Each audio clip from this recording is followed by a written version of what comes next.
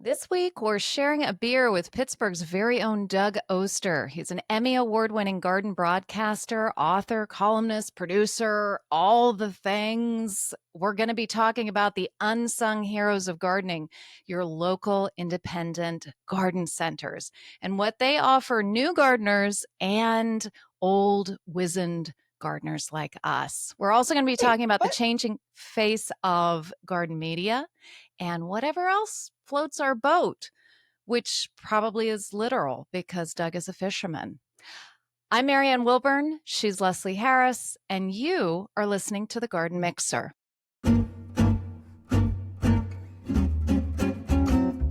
My mix is a beer tonight as we're hosting Doug, and he is a Pittsburghian. How do you say that? He's from Pittsburgh. He's a And Yinzer. I don't think, okay, you know that. I'm West Coast. I don't think they all drink beer, but I know Doug drinks beer because I've shared a few with him. So we'll see. Do you What's know what on? a No, a Yinzer is? Yinzer? No, I do not know. Okay, well you'll have the honor of asking Doug what a Yinzer is. Is that somebody who drinks like a Yingling? No, that's a good try, but that is not the answer. He will tell you. Cheers. Okay, all right. It's a All right. chilly night. I'm into the bourbon. Okay, all righty. Any excuse, it seems, these days. No kidding. So what's on for Clear Up Corner? I've got a couple. You've got a couple. Yeah. Well, I just wanted to weigh in the last time we talked, or one of the last few times we talked. You came to visit me. It was awesome. You didn't steal any plants. You only brought me plants. It was really fun to see you. We went out to dinner. We visited with Jeff. We were sort of prognosticating that the gardens that we would see for Historic Garden Week in Richmond might have that odd, like, oh, there's a hole in my garden. I'll just go shopping. And we did see that because it's totally understandable. But there was this one bed that was like, wow, I can tell that those were for 4-inch pots and those were 6-inch pots and those were gallon pots. And I'm so hopeful that it was a lovely selection and some really good plants. And I'm so hopeful that the people who live there get good value and keep it up and enjoy those lovely plants, because there's nothing wrong with doing that. But in these events, you usually see older and established plants. So that was, hey, they were bikini ready, right? They absolutely were. And maybe most people wouldn't even notice that. Yeah, Honestly, a lot of that's people true. wouldn't notice it. If you're doing that, do yourself a favor and buy the plants that you like and that are blooming, because you're going to hopefully be stuck with them for the season. Unless, of course, you're burning money and then buy whatever blows your skirt up. Anything else for Clear Up? Well, we had talked about what a whip was, and we were close. Remember? I really think it's just a semantics thing because I was talking about my sambucus, my black lace sambucus, and can you really call all of those long stems coming off of a knuckle that I'm going to cut back some of them as whips? Because that's what I want to call them. And the answer is yeah, probably. Usually it's a term used for trees, like little unbranched whips, something that you would whip your children with, that I used on a regular basis. I'm sure you did too, Leslie. Constant whipping until morale improved.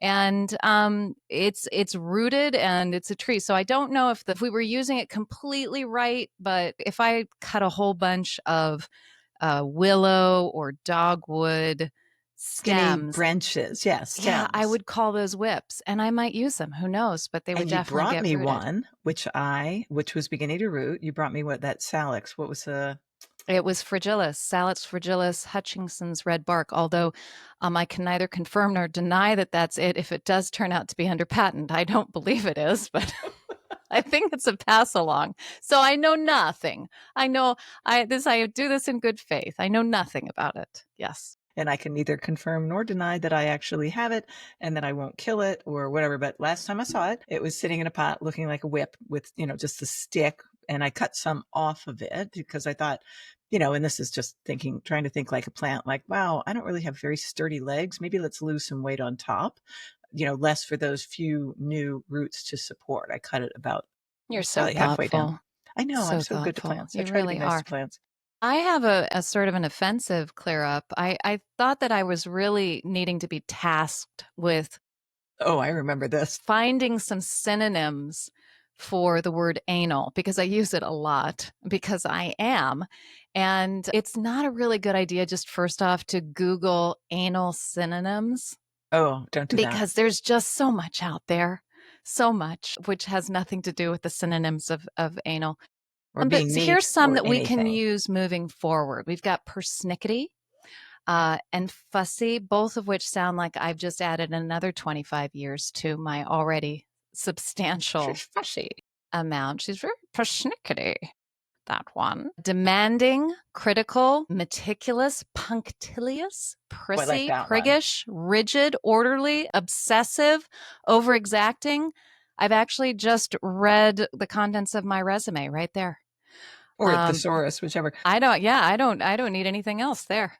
Punctilious is my favorite. I love it. It's a good word. Punctilious. I'll try and use that as many times in conversation as possible and on this podcast. But I have a feeling I'm still going to slip back to anal, sadly. And Zinnia, we were going back and forth when we were talking about the bikini ready garden. How long does it take, my Zinnia, to go from seed to bloom? Trying to work it out in our heads, and it turns out we were pretty close. We were almost on the money, 6 to 8 weeks, depending. They're a short day plant, so when those days get even just slightly shorter after the equinox in the middle of the summer or at the beginning of the summer, rather they actually bloom more freely. They still can bloom before, but they'll bloom more freely in response to those shorter days. There are a couple series, I believe, that are trying to fix that as if it needs fixing, but it does need fixing for production. Yeah, I would imagine. Yeah. But they love the heat to get started, don't they? They love a little bit of heat. Yeah. They love that heat. Hot flashes in the garden. Well, since we've got Doug coming in just a little bit, I thought maybe we should go ahead and proceed with our Damn, I Wish I Planted That a little earlier in the program than usual. But before we do that, I think we should say, hey, why are you not subscribed to the Garden Mixer? Okay. Why are you just listening? We have to offer a lot. So hit that subscribe button, darn it. Damn it, even and do so on Substack. Even if you're not on Substack, oh no, you can subscribe. I don't know. You don't need the app to subscribe to Substack, and you'll get those wonderful notes. And if you subscribed as a paid subscriber, then you'll also get the OMS episodes, the One More Sip of the Garden Mixer, and that'll get delivered right to your inbox. You hardly have to lift a finger. I mean, you have to lift, the little finger that hits pay. You have to do that. But so subscribe here on YouTube, subscribe everywhere you can, Spotify, leave reviews. Just do what you can to keep this podcast going. We are so happy to do it, and it really is fun. But y'all, it takes a minute to get it together with all this stuff. And so we're trying to streamline our workload. We're trying to bring in some money so maybe we can hire, that administrative assistant that we Joe always and Jane. joke about, Joe and Jane, to help us out because we love doing it and we want to keep doing it. And we don't want to say, wow, that was really hard to do. And now we can't do it anymore. So this is why we ask these things of you. Well, I actually want to stay in my garden all the time. I I know. quite literally go down there in the morning, very, very early morning, and have the feeling like I just want to be here all day. I don't want to go. I don't want to go back to my desk. So it's basically just, helping me to keep gardening all day long. We're recording this the day after Mother's Day, and we said, "Oh, how's your Mother's Day? How's your Mother's Day?" And back when my kids were little, my perfect Mother's Day and Marianne we discovered that we were the same animal. Can you believe it? My perfect Mother's Day, when I had, the family and the little kids, bringing home the artwork from school, was like, you three, my son, my daughter, my husband, you be responsible for every meal. Somebody bring me a sandwich at lunch, take out for dinner, and I will be in the garden from dawn until dusk. Goodbye. And that was the perfect Mother's Day. It was the anti-Mother's Day. You're the anti-mother. Don't talk to me unless you need stitches. So it's not just me with a cold and shriveled heart for my little babies at that time. Anyway. Yeah. All right, quickly. Damn, I wish. Quickly, girl. Damn, I wish. Damn, I wish. wish I'd planted that. What is this section? This is where we say you're walking around, you're looking at other gardens, you're thinking of all the gaps in yours, and then you see this plant in somebody else's garden and you think, oh, damn, I wish I'd planted that. And that is what we are talking about. So mine, this podcast, we're recording a little early, but it's going to drop June 6th. Mine is Campanula glomerata, which is an odd one, actually. It's called the clustered bellflower. It's not what you'd expect from a campanula, which is those little bells. They have those little bells, but they're all clustered together.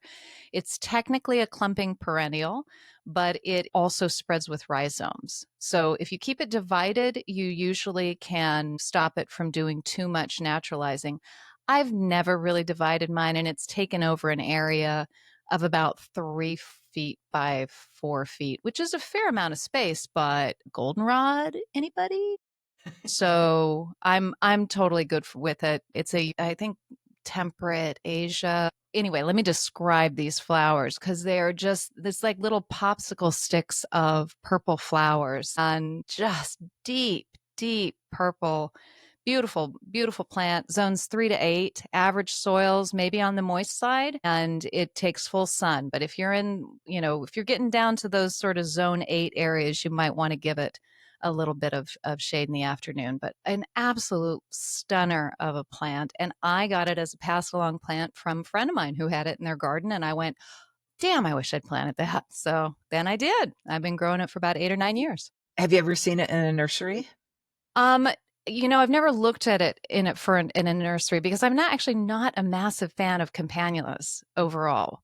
And this friend had it, so I got it. Now I was looking the other day at something with bellflower, and a proven winners cultivar came up, and it's called. Let me think for a minute. Bells and whistles.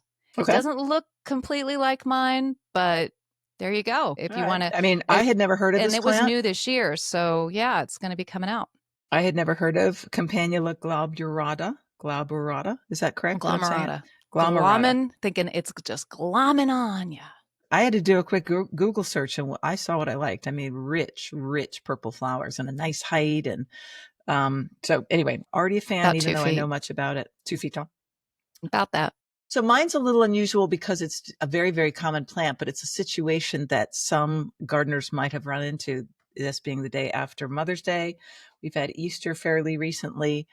Do you ever get or buy those hothouse macrophylla hydrangeas that are just what's arrived in your shopping basket or at your door is just a mass of beautiful hydrangea flowers. And you get that and you bring it in and you put it in your dining room table, but it's a plant. And I've heard more than one person say that they were instructed that they could not plant that plant. And you can. So damn, I wish I'd planted that. Don't throw those away. Don't put them in your compost pile. They have a root system. They are regular MAC hydrangeas, which means that they love a bit of rich shaded soil, partial sun, and they will grow depending on what it is. They could grow 3 by 3. They could grow 5 by 5. You could do a deep dive on what cultivar you have, but chances are pretty good, especially if it's from a supermarket, that won't be very obvious or accurate. I would just put it in your landscape and see what goes on. Unless you're somebody who really suffers from deer damage, then I wouldn't bother. But so 4-inch pots, I had access to about a dozen of those because of a tablescape I was doing at the beautiful Kaspari store that's here in Charlottesville for a Garden Club of Virginia event. And so I bought all those. They were in the display. And then I brought them all home and stuck them on this hillside. And now they are 4 by 5. It's amazing and beautiful flowers. So don't be not planting your hothouse hydrangeas. Also, don't be putting them. Yes. Mrs. Harris, can I ask a question, please? Yes, Can I make a I statement, do please? go on. Sorry, Miss little Marianne in the back there with the glasses. What is it? Yeah, I have a little caveat, Mrs. Harris, on that Do one. you know? I do. Sometimes those hydrangeas are not hardy for you. There are some macrophyllus that are not going to be hardy for you. So be aware. Be I'm aware. going to clear up corner for this. Okay, okay, okay. I'm I just thought Macs saying. were hardy up to like they're hardy in Cape Cod. Not all of them. There are some that are like, what do they call them? Florist hydrangeas, or maybe that's just a catch-all term for the whole thing. But there are some that are not going to be hardy. They're like zone 8s, and Oh you my can't. Yeah, I gosh. mean, actually, one of us is going to be slightly wrong on this, right? So that's good. And we'll clear it up later on Clear Up Corner. But plant them anyway. Yeah. 100% plant them anyway. And don't put them in the sun before you plant them because all they've ever known is the hothouse and your dining room table. So plant them or leave them in the shade until they get just like, any house plant that you bring outside. Get them used to that sunny thing, that big orb. It can be dangerous. Yes, exactly. And I even feel terrible for even saying that or inserting any doubt into your beautiful world there, but I think there is some doubt there. I And you could say the same about bulbs that you buy in flower. You know, those are bulbs that you can plant in your garden. So don't be afraid to reuse the things that seemingly, well, that was something that just came from the florist, like a cut flower. It might be something that you can plant. And don't be saying, damn, I wish I'd planted that when you could have. Yeah, and if it walks like a duck and talks like a duck, it probably is a duck. So plant it in A your garden. plant that you can Don't plant. plant the duck in your garden. That's another bit of clickbait. Do bananas instead. Doug, hey. All right. Doug Oster is an Emmy Award winning garden host, author, columnist, producer.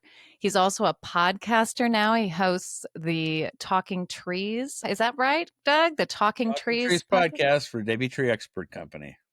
That's right. So you're sort of stepping into our area here, the podcasting. We've been doing this now for 2 months now. So, I guess I think everybody's I'm got a in year podcast. 3 of mine. Well, Doug, welcome to the Garden Mix. In addition to being all of those things and being in garden media for many, many years, Doug is also a good friend and somebody that I look forward to seeing every time I go to the Mid Atlantic Trade and Nursery Association meeting in Baltimore in January. We've had some good times there and we Yeah. just saw each other up in Allegheny County as well. I went up into your neck of the woods, which is Pittsburgh. Yeah, that was fun to hang out with you in my town instead of in Baltimore. That's where we usually see each other, or out on the road at one of those garden communication events.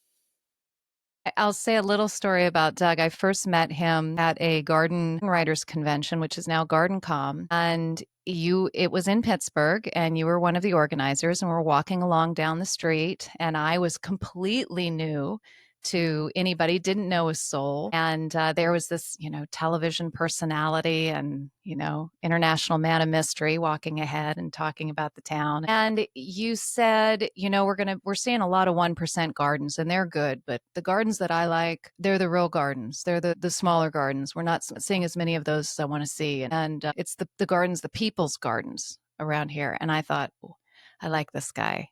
Because I was in the process of putting the proposal together for my first book, Big Dreams, Small Garden, which is all about that. You don't have to have the 1% garden and the 1% property in order to have a beautiful garden. And I know you have really done so much, Doug, to push that in both your radio show, because you've got a radio show in the morning, The Organic Gardener, on Sunday mornings at 7 a.m.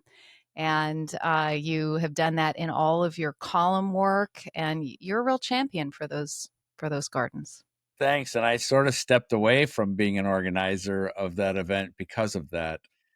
I really feel that there's nothing wrong with going to see those fancy gardens where the people don't garden. But I think there's just more to learn, and just to see a regular garden, it's more realistic, and it shows the struggles we all have with gardening, and we all have our struggles. I was working all day in the garden, planting and trying to keep the deer out and trying to keep the rabbits out and whatever it might be. I like regular gardens. That's just my thing. And I probably should have kept my mouth shut during that walk down that street, but I'm not very good at keeping my mouth shut. So I really Well, do. I was enamored. I kind of wear it on my shirt sleeve, and I'm glad that you heard that. That makes me feel good, because the gardens I wanted to see were kind of moved to the optional day, where nobody was left. Whoever could stick around for one more day, they got to see the crazy gardens and the uh, regular gardens and the regular people. And I like picking those people's brains. What are you going to, I mean, again, I'm sure the 1% gardens are beautiful to look at, but what are you going to get out of talking to that gardener, except that telling you what she or he told their gardener to do? Whereas when somebody is like growing a certain clematis or daffodil or whatever it is, they can tell you oh, this one has special meaning to me because of this, or I found this variety because, and I've just had such great luck with it. Some of my other cultivars, they just haven't caught on, but this one, I'm telling you, that's what you want to hear if you're going to, if you're going to be talking about plants. That's what you want to hear, and then you can kind of make a mental note of that and say, oh boy, that's a good idea. And how many times do you guys all do that, where you meet somebody, whether it's at a nursery or a garden or wherever it might be, and they tell you about a plant, and then you start to look at it, and then it becomes one of your plants, and then you start to tell people about it. I wrote about a shrub today on my social media called Caria japonica, and it's kind of fallen out Love of that plant. favor. It was kind of a big deal during the 1960s, but it's kind of faded away. You know how that is with plants. It's kind of like fashion. And in my area, for something to be deer resistant, to just do its thing, go 8 foot by 8 foot, it's kind of a monster, to throw out these beautiful blooms and then rebloom again, barely in the summer. But then in this weeping habit it has, just to touch the ground and make another plant, and then you dig that one out and move it somewhere else. I mean, that's a perfect plant for some. You can stick it anywhere, part shade, part sun, but you don't see it very much in gardens. Do you grow the double form or do you grow the white or Double, double. I didn't even know there was a white until today when I was researching it for my Facebook post. Somebody said, "Is there any other colors?" And I'm like, "I don't know. All I ever had was orange." So well, I'm not convinced, and maybe Leslie you can help with this, but I'm not convinced that the white is actually a caria. It may actually be that shrub that it's called jet bead or jet what have you. It I looks think I found exactly I like a found a caria. Caria japonica, and then the other name is something Alba something or other when I looked it up. So And no, as usual, I can't help it all, yeah, but I that do love the I thought carrier. maybe. Well, I know Leslie probably wanted to jump in there on the 1% gardens and defending them because I Well, mean, it's just that I totally agree with what you're saying, Doug. And when you're walking down the street and you see, just landscape plants and a little patch of lawn, even though nobody's playing on it, it's sad. And then you come to that one, little tiny front yard where somebody's dumped their heart and soul into it. And that's what you want to stand and stare at. And if the person's there, you're going to harangue them with questions, and they probably want to scurry inside or get away from this weirdo who's asking them stuff. But from the 1% gardens, there are a couple of things that are, just worth thinking about. And that in the best possible way, possibly the gardener who is not getting his or her hands dirty is actually good on the design or has put input into the design. And there have been a couple of times where I've interviewed people who had gardens that they can't possibly have been maintaining themselves, and yet they maintain little pockets, or they love dividing this little thing. So yes, it's a lot of stuff is not actually at their fingertips, but some of the good stuff that they really enjoy is. So, but I totally know what you mean about those people I'm who not simply, judging. Everybody gardens differently. come on, yeah, Judge. That's what this show's all about, Doug. yeah, we're supposed to judge.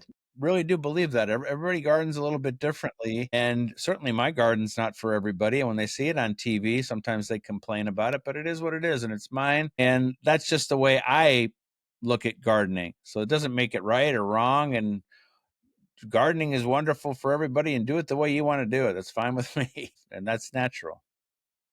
There are so many gardens that you walk into and they don't have a personality. You know when the hand of the gardener or the owner is involved in that garden. You walk in, you know it instantly. Even if it's a very, very big garden, you can still feel that gardener is in there. Even if they have 2 or 3 gardeners working for them, they are there. It is an intensely personal experience. This last February, I was in the UK at the Great Dixter Symposium, and Fergus Garrett was walking us through Hastings.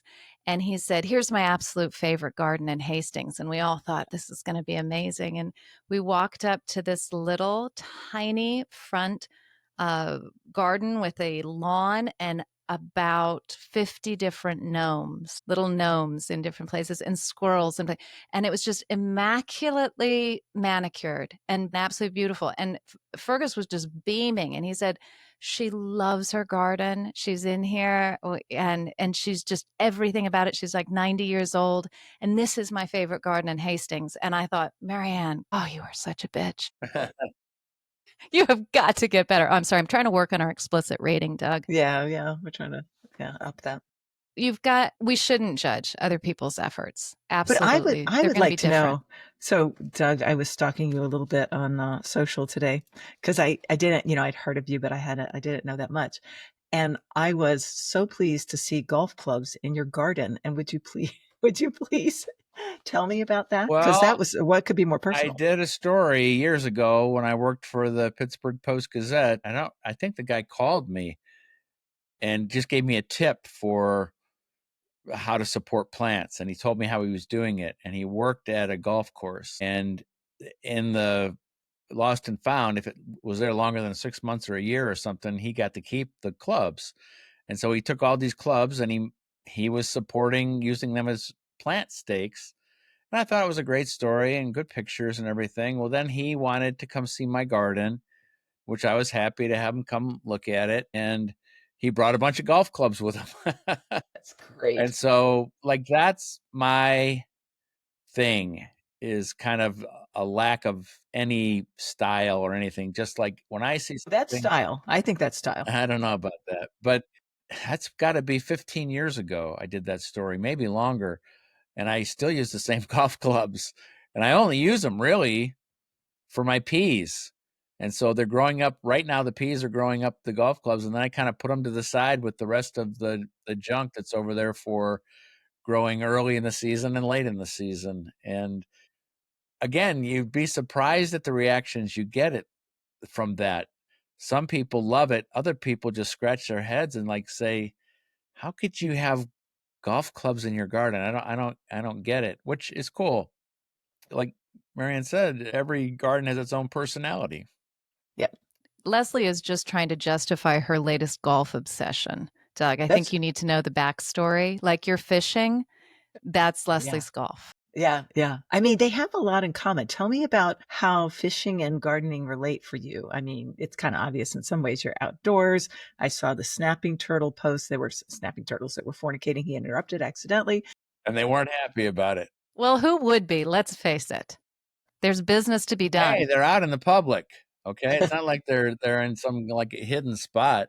And I didn't know what was going on. I didn't even know it was two turtles until I posted the video and I started And you looking at it saw again. two I'm like, turtles. holy cow, I interrupted something there. One difference between fishermen and gardeners that I think is uh, important is that gardeners always share their secrets and fishermen never do.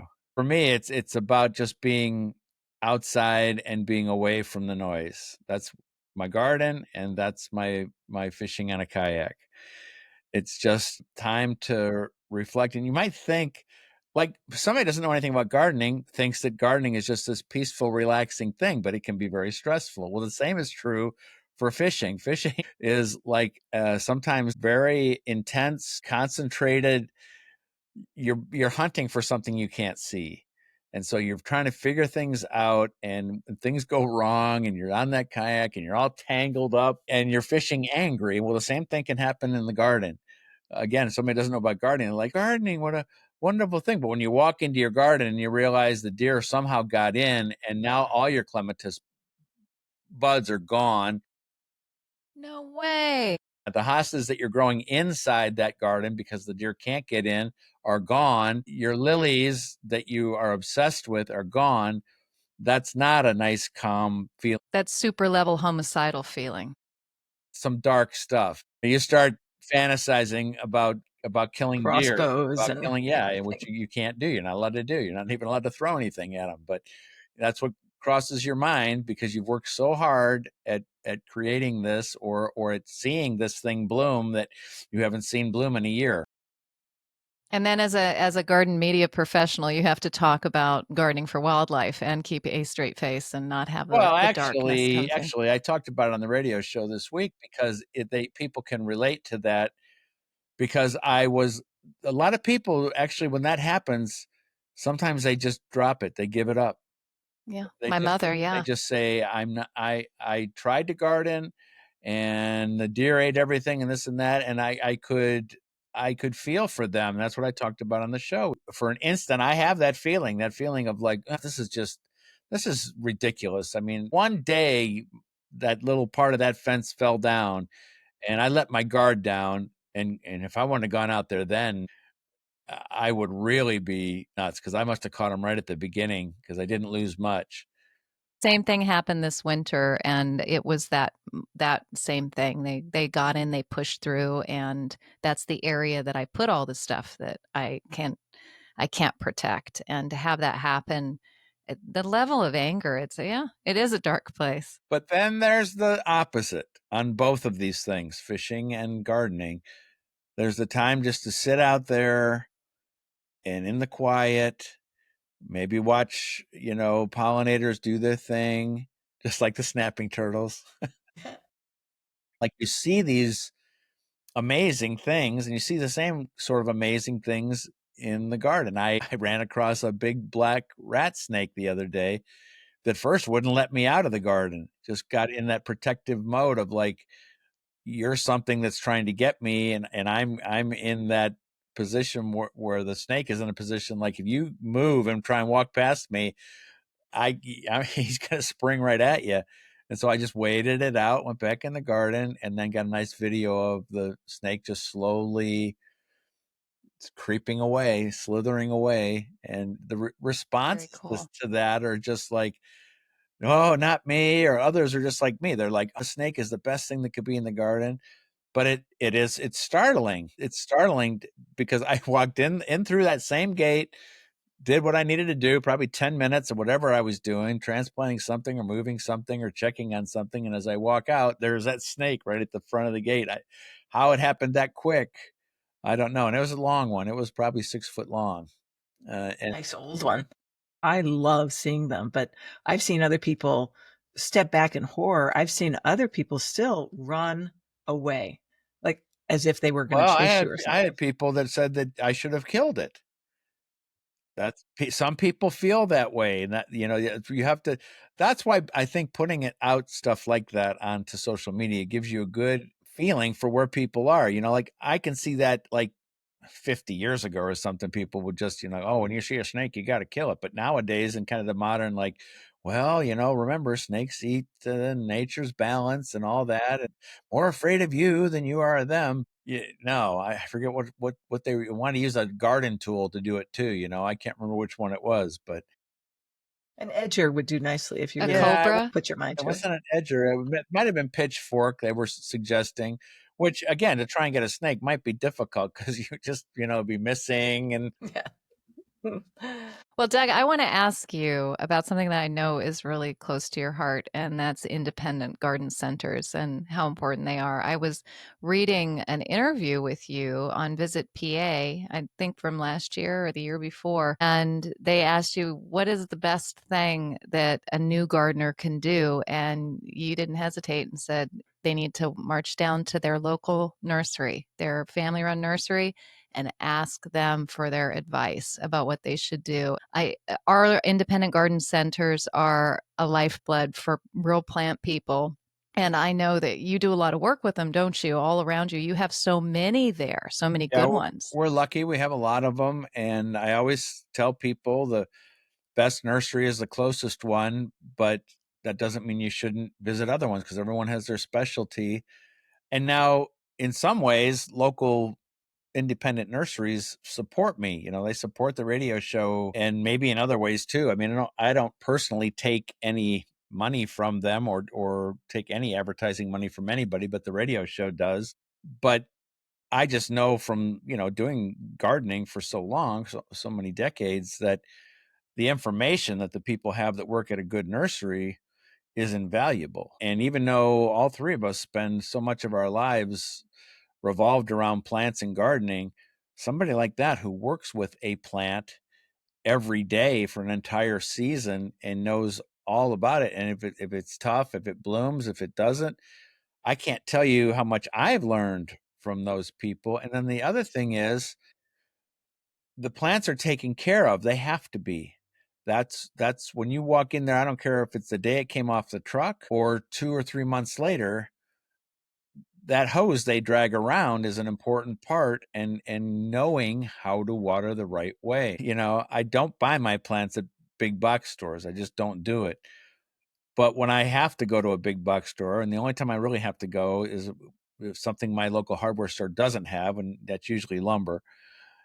And I see what's happening with the plants in the garden center. I'm just like, ugh. Thing with the local garden centers is also the fact that they can recommend local and regionally specific cultivars of things that may not do well in, even 2 or 3 counties over, but here they will do really well based on the climate. But the big boxes aren't telling you that. You've got to go to your nursery people. And the other thing is, like when they listen to me or one of us, I try not to. and they find a plant that like, oh, Caria.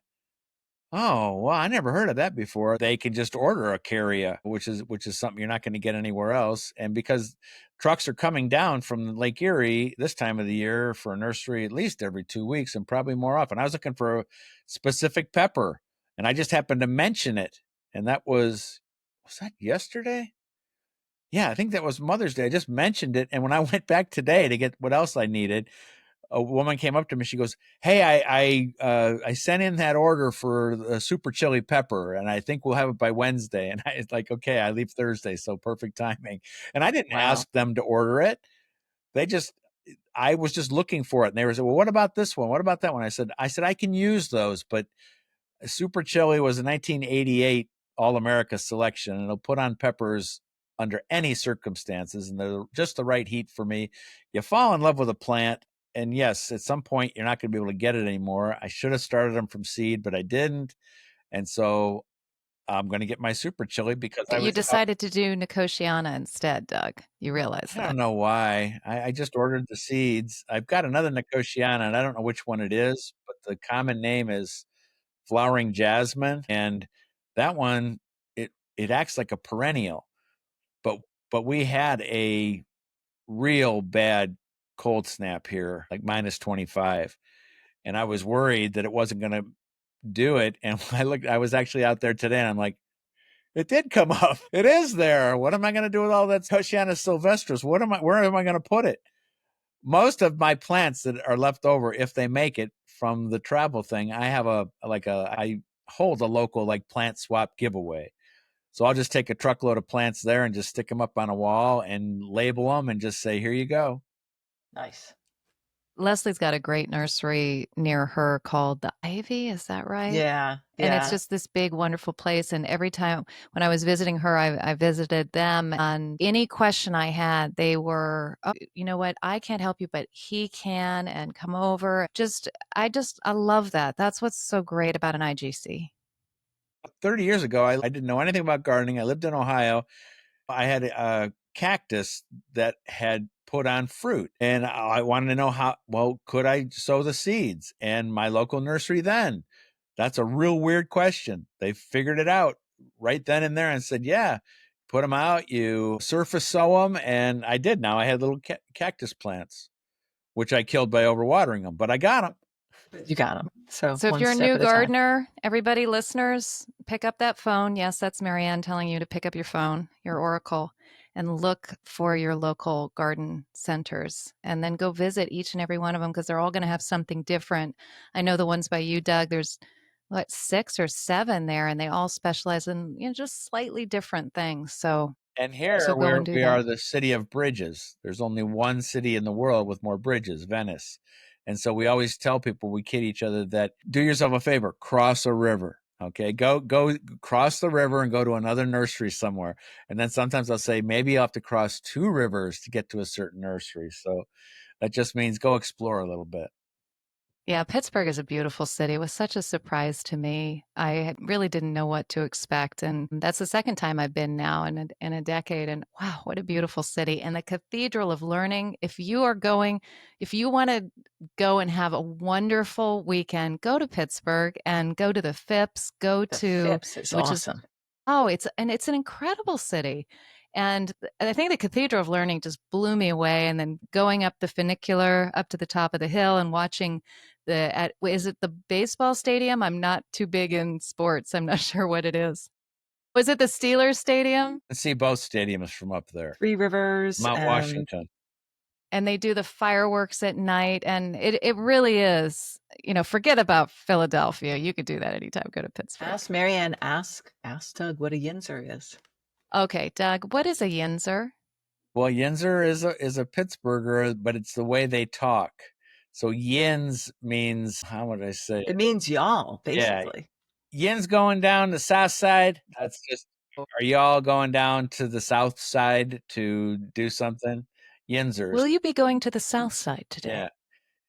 So in the English language, we have no plural for the second person. You is you. And we have to deal with that in our certain ways. And in the South, it's y'all. And in Pittsburgh, it's And yins. what's interesting is I never picked it up. I moved here 26 years ago from Cleveland, but my son, he picked it up. He moved in here in 7th grade. And so he has some of well, I have a little bit of it. When I say south, I say south side. And you kind of pick up the X, especially when you're talking to other Yinzers. You got to you can't say south side. You got to say south side. That side. You Tell know, us. you love your city so much. I always assumed you were the absolute Pittsburgh born and bred, Doug, No, because you that's what's the just love the interesting thing. city. I mean, you Imagine, wrote Steel City Garden, Yeah. well, the book. if you look carefully at Steel City Garden about all the black and gold plants in the back, there's a picture of me wearing my orange Browns jersey with a Tithonia with orange flowers. That's a Oh, good that was a little match for that dig, was color. it? Okay. You see, Well, it's lost on somebody like it me. wasn't a little dig. It was a little piece of honesty because my publisher didn't want me to do it, and I was just like, you can't write Steel City Garden pretending you're a Yinzer. That's just not cool. And so they have to know that, yes, now I love Pittsburgh. It's our home, and this is it. There's no other place we're going to live. But that doesn't mean that you're going to give up your love of the Cleveland Browns. And when people like question me about that, I said, well, if you moved to Cleveland, would you become a Browns fan then? And they're all saying, oh, no, of course not. Well, that's just the way it works. And so, And you came to Pittsburgh as a photojournalist, right? yeah, a picture editor, actually. I was coming as in Ohio. I was director of photography at a newspaper, and then I came here as a photo editor. But I had garden columns at all these different newspapers I worked at. And they asked me when I came to Pittsburgh to keep writing it. And I told them, this is so funny. I told them at the time, I said, well, I'm just telling you, this is like the editor and like the garden editor, that I'm going to try and build my gardening into a radio show, TV appearances, and, writing, producing, all this other stuff.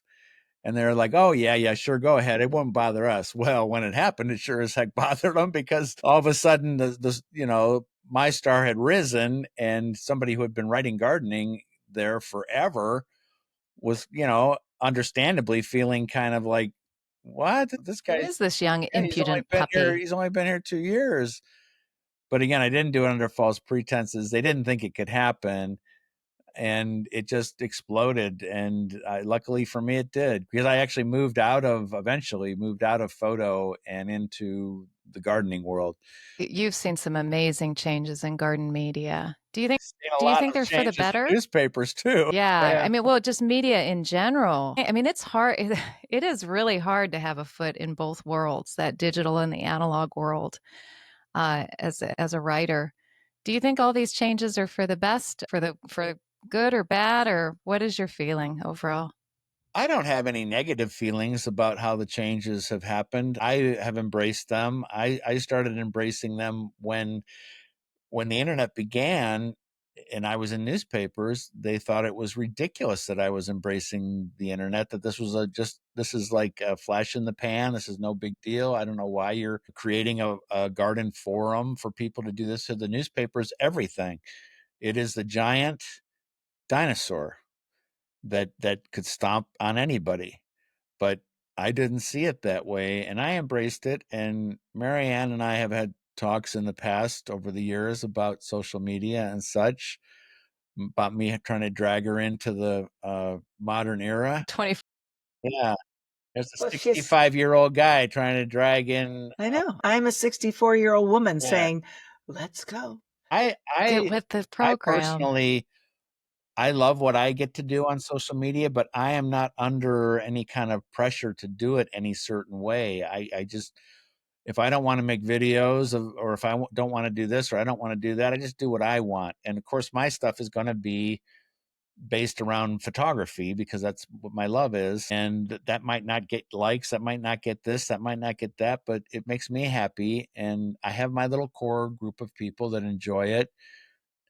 And again, I don't really look at the numbers or anything. I just do what I like to do. And that's the beauty of being older and not having anybody to tell you what to do anymore. It's nice to It's be able to, freeing, isn't is it better to have 1 million followers? I guess so. Or is it better to have 1,000 that are it? waiting, Really watching. yeah, listening and watching? When you don't have 1 million, you say it's better just to have 1,000. But if they're really engaged and you engage with them, I truly believe from the rewarding standpoint of it, I mean, our podcast is small, but we hear from our people and it makes us feel good. It's really fun. And I mean, as social or sort of as the media world has changed, I think one of the best things of this new marketplace is podcasting. Honestly, it's why I'm really thankful to be doing this. I did never expected to be doing this. Leslie dragged me in. I'm still wondering why I asked you to do this. I was What? doing this podcast, Doug, for 3.5 years, and I was just kind of getting lonely and weary. And I'm like, my enthusiasm is flagging. I need somebody to prop me up. And I asked Marianne to join me, and we changed the name of it, and it's been really fun. It is. And I think I can really get my heart behind it because I don't feel like you're adding to things that will stop a gardener working. Like I'm on social media and I put things out there and they're back up to what I'm writing or what have you. But writing makes somebody stop. They have to take a moment and read it, or scrolling. I don't want people to scroll mindlessly. I want them to be out in the garden. And so podcasting allows you to speak to them while they're in the garden, Yeah. while they're They're ironing digging, their clothes or they're yeah. planting out Nicotiana. And I mean, it's I perfect. think what it is for me is just being able to listen to a conversation. And you get to know the personality of the hosts, and I enjoy that interaction. You get, like you guys, you get used to doing that and putting people at ease and having these conversations. We try to. Are you at ease right now, Doug? Oh, I'm very much at ease. Good. Our job here is done. Our job here is done. I have a question for you because I saw that you are so instructive on YouTube and maybe on your other socials also, but just like the how-tos of gardening, which is, it's important, particularly for new gardeners. And so you've had probably decades of new gardeners asking you questions. And I just wondered if the type of question had changed in the last, I don't know, 5 years, 10 years. Are more new gardeners who don't have a lot of information changing their viewpoint? Are they asking for more, ecological or sustainability type information earlier in or differently than they did a few years ago?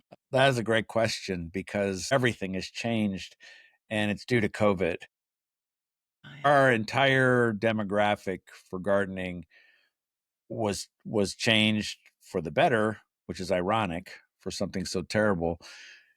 In that we saw the spikes before. We saw spikes for Martha Stewart. We saw spikes for 9/11. We saw spikes for an economic collapse. But we never saw a spike like this. And now it's flattened off, but it's still up there. And when I first began, my whole mission is organic gardening. When I first began in the 1980s, this is way before you guys' time, I'll speak for yourself now. people would be like, "What? Why?" Now this new group that are from COVID, they're like, they want nothing to do with chemicals. They want it to be organic. They want it to be safe. But the difference is they don't have, many of them don't have the mentors that we did. This generation before, they don't have as many gardeners. My growing up in the 1970s, just about everybody had a garden. Your parents had a garden, your grandparents knew how to garden, they taught you how to garden. Well, now it's a mystery. And so I love to break it down to three things: improve the soil, know when the plants go in the ground, and don't let them dry out. And again, that takes the pressure off. Like we all of us know it. Well, there's a lot more to it than that, but those three things will get you a long way. Yeah, they will. And Keeping your gates latched as well from deer God, is don't let your really fence break down. Yeah. Oh, I hate yeah. that. Yeah. But the whole shift in this first time, second time homeowners in their feeling of just not wanting their kids to encounter some kind of nasty chemical. That's what my whole change to organic happened when my son, who now has 3 kids of his own, he was 18 months old and I didn't know anything about gardening and I had cabbage worms really bad. And I called a friend. I said, "What do you do about cabbage worms?" He goes, "Oh, just get this stuff called 7, sprinkle it all over and they'll be dead." And that's what I did. And I was so proud, like, "Oh gosh, the worms are dead. I conquered this problem." And then my 18-month-old was walking barefoot through that stuff looking for snow peas, already knew about snow peas. And it was like, I don't think that's a good thing, but how bad could it be? I got it at the hardware store and I looked on the back of the bag and I was like, it's a nerve toxin, God. that was just my epiphany. This new generation doesn't need the epiphany. Okay. They for the most part know that these products are available, but just what do I do? How do I use it? What should I worry about? What shouldn't I worry about? Whereas before there was a sort of feeling that if there was any kind of insect, and this still plays true on advertising, any kind of insect is bad. Yeah, it does. I mean, even now, Yeah, you want to kill the bugs in your backyard, be on patrol, yeah, and yeah, these yeah, things. yeah, yeah. It's so sad. It's funny. Mine was completely selfish. It was budget related. I wasn't a veg gardener. I grew some peppers and basil and stuff to make pesto and salsa, but it was all about the money. It was like, I am not spending money on things that are not beautiful plants that might feed me and look good in my garden. No way am I dedicating those dollars to those things. I don't know what they do, but we're not doing that. And then I grew to find out that that was a happy accident. Mine also was, when I did make the switch, I was kind of like assuming this was something new, but it wasn't new because before World War II, there was no chemical pesticides, herbicides, or fertilizers, and that was a shocker to me, and that was all library information. When I tell that story, I usually say something like, "And there was no internet," and somebody like 12 years old is sitting in the audience and they're gasping, like, "Yes, there was no internet. We How we had did you figure it out? we had to go to this place called the library." There were books in it. We Yeah. read them. Even Now, do me. you ever use any kind of chemical at all, Doug? No, Anything? Nothing at all. I don't. I don't feel Okay. that I need to.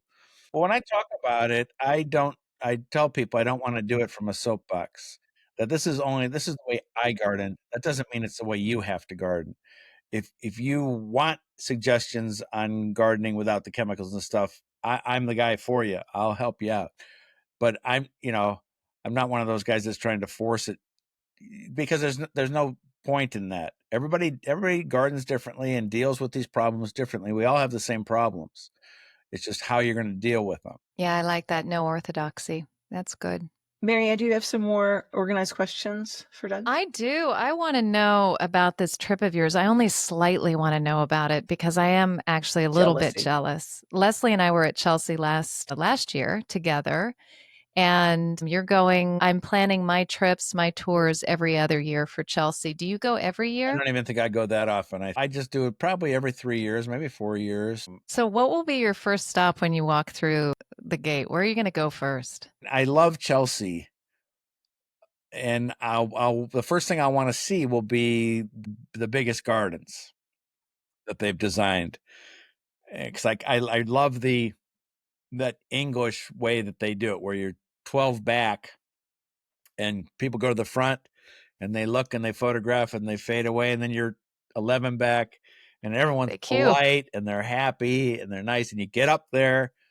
I like that part, but then I like to go way in the back to those littler gardens, and even though it's packed, I can usually spend a little bit more time back there and exploring and getting ideas. All the Chelsea for me is all about ideas. And for me, actually, the most thing of Chelsea for me is something that the first time I went, I didn't know even existed.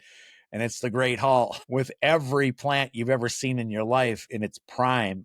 I didn't have any idea that was at Chelsea. And so I walked in and I was like, oh my gosh. And that's the first time I ever saw a white hosta and the delphiniums and I'm obsessed also with daffodils. So to see all those daffodils all blooming and everything, that's the thrilling thing for me. And there's nothing like the first time you see Chelsea.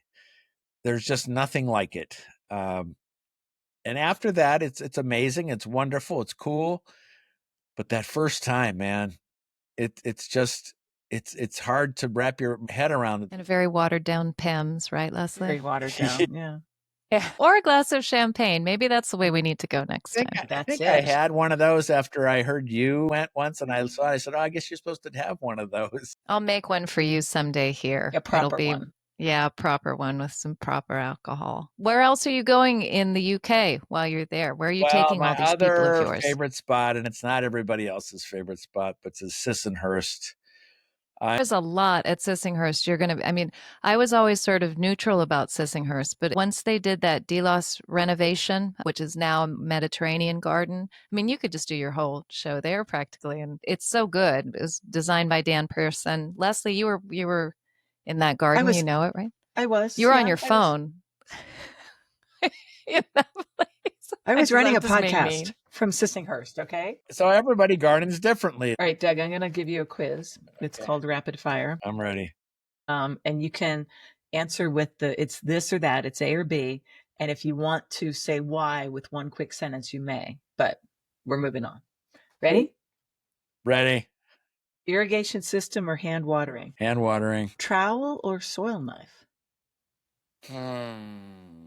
Soil knife. Yeah, same. What? Look at Marianne's face. We're moving on. Lord Almighty. Gloves or no gloves? No gloves. Okay, cool. Labels or no labels?